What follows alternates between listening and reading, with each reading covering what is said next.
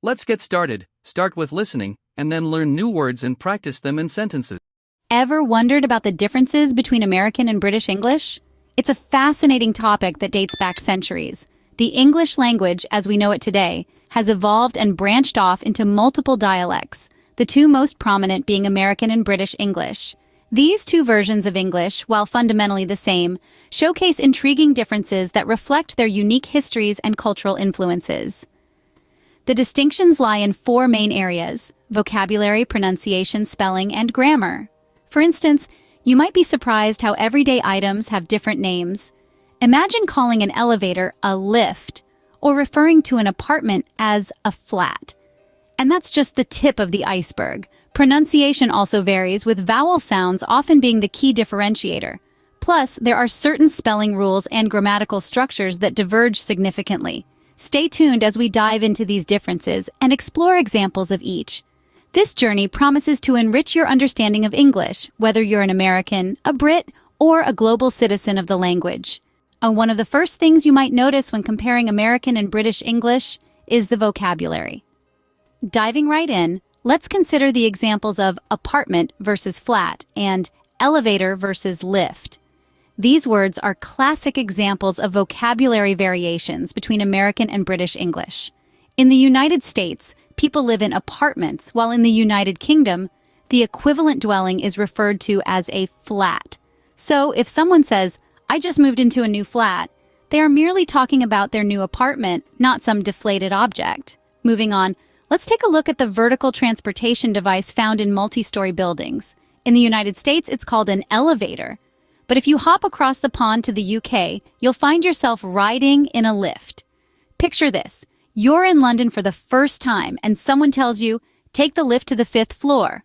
Don't be puzzled. They're simply directing you to the elevator. Now, you might be wondering why there are such variations in vocabulary between American and British English. Well, it's largely due to historical and cultural differences that have shaped the two countries and their respective languages.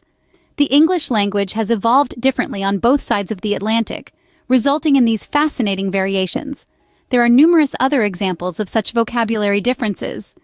For instance, in America, you put gas in your car, whereas in Britain you fill your car with petrol. If you're feeling under the weather in the States, you'd grab a sweater, but in the UK, you'd reach for your jumper. In essence, these vocabulary differences aren't barriers, but fascinating aspects of language that reflect cultural nuances. They add color and diversity to English, making it a more vibrant and interesting language. So remember, when you hear someone talking about a lift in London, they're referring to what we'd call an elevator in New York. Now, let's listen to how these two forms of English sound. One of the most intriguing aspects of language is how pronunciation can vary so greatly, even between speakers of the same language. When it comes to American and British English, there are some distinct accent features that can help us distinguish between the two. Let's start with the R sound. In American English, the R is pronounced at the end of words or before a consonant, creating a distinct rhotic sound. Think of words like car or hard. On the other hand, in British English, the R at the end of words or before a consonant is often silent, so car and hard lose the rhotic R sound. Now let's talk about vowels. Vowel sounds are the soul of accent variations. They can make the same word sound completely different depending on whether it's spoken in an American or British accent. For instance, consider the word dance. In American English, we pronounce it with a flat A sound, but in British English, it's pronounced with a broad A sound. Another intriguing difference lies in the pronunciation of the A in words like bath or grass. While Americans use a short A sound, Brits use a longer A sound, and then there's the tricky O. In words like tomato or potato, Americans pronounce the O as I, while the British use a rounded A. But remember, these are broad generalizations. There are numerous regional accents in both countries that could have different pronunciation rules. And also, there's no right or wrong way to pronounce these words. Whether you say tomato or tomato, you're still talking about the same nutritious fruit. The key is to be understood and to understand others, and being aware of these pronunciation variations can greatly help with that. As you can hear, the same word can sound quite different depending on whether it's spoken in an American or British accent. It's not just words and sounds that differ, but also grammar and spelling rules. Let's dive right into it. One of the most noticeable distinctions between American and British English lies in their spelling. There are certain words where Americans prefer to use Z, while the Brits would rather stick with S. Take, for instance, the word realize. In the United States, it's spelled with a Z, but cross over the Atlantic to the United Kingdom and you'll see it spelled as realize. Another example is the word color. In American English, it's spelled color, while in British English, it's spelled color. Notice the U that the Brits add? This is a common pattern you'll find in a lot of words. Now, let's talk about grammar. There are some words in American English that you might not come across in British English. A prime example is the word gotten. This is the past participle of get in American English. However, in British English, you would simply use got. So in America, you might say, I've gotten a new job. But in the UK, you'd say, I've got a new job. Another grammar difference is in the use of present perfect tense. Americans tend to use past simple tense, where Brits would use present perfect. For example, an American might say, did you eat yet? While a Brit would ask, have you eaten yet? Also, prepositions can differ. Americans go on the weekend, while Brits go at the weekend. Americans play on a team, Brits play in a team. As you can see, while these differences may seem minor, they can actually have a significant impact on understanding and communicating in English.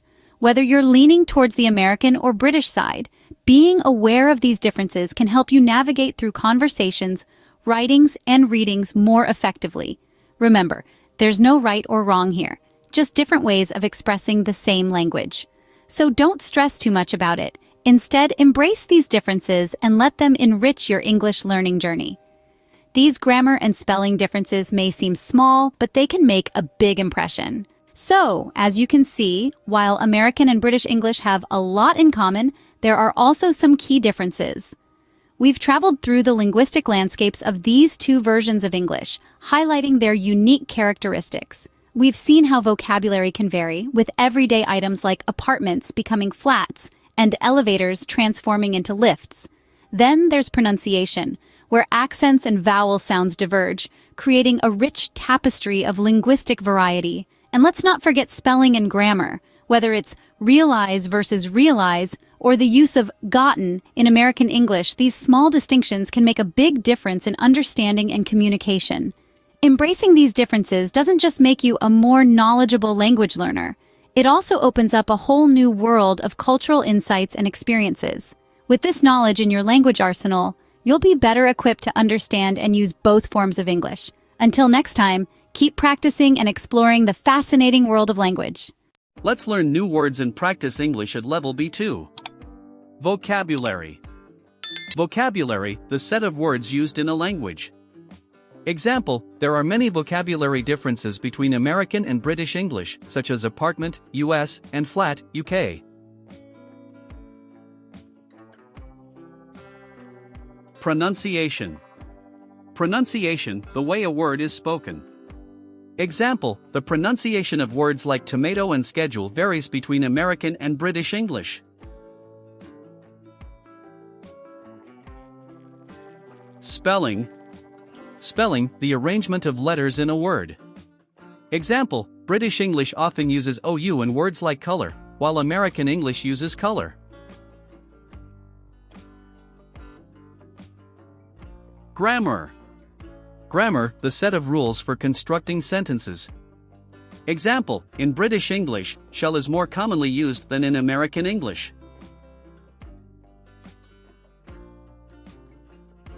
Accent.